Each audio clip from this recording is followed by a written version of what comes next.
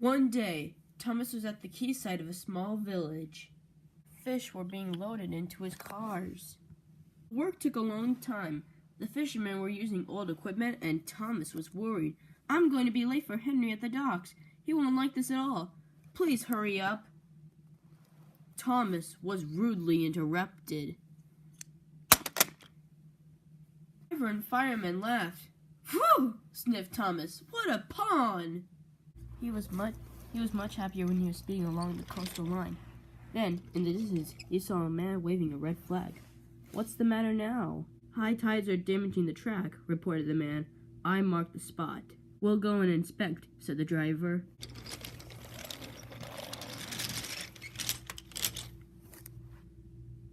It would be dangerous for heavy engines like Henry, agreed the driver, but for Thomas, it's safe.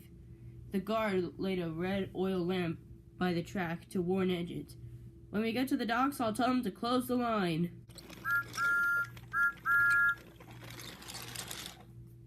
Henry was waiting for Thomas's cars.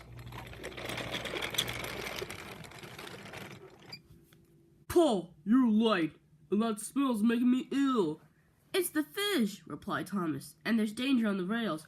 Ha, you're the only danger on the rails, Thomas. Now stop wasting time and get your cars hitched to my train.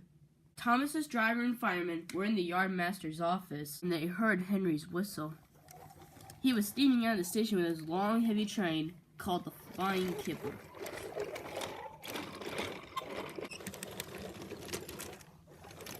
What route is Henry taking tonight? Asked the driver.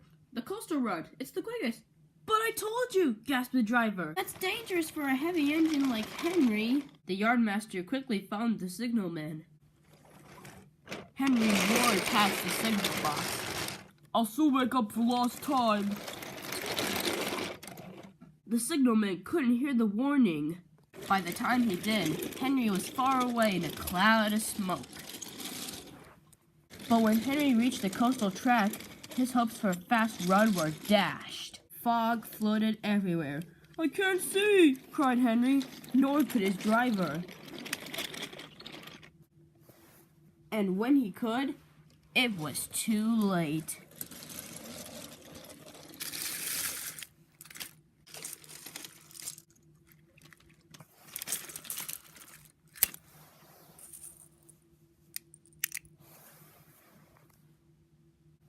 As soon as the tide was high enough, Henry was craned out of the water. Engines don't swim with fish, Henry. You were meant to deliver fish, not swim with them. You should know that by now. Yes, sir. I'm sorry, sir. When Henry arrived at the docks, Craigie the Crane looked down on him. My, Henry, I expect you have some fishy tales. But take my advice, have a nice host out first.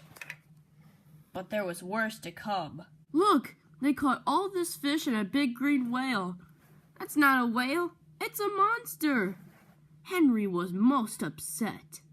Thomas now felt sorry for Henry. Cheer up, he said. Your driver said it's time for a long coast out. You'll feel much better. And Henry did.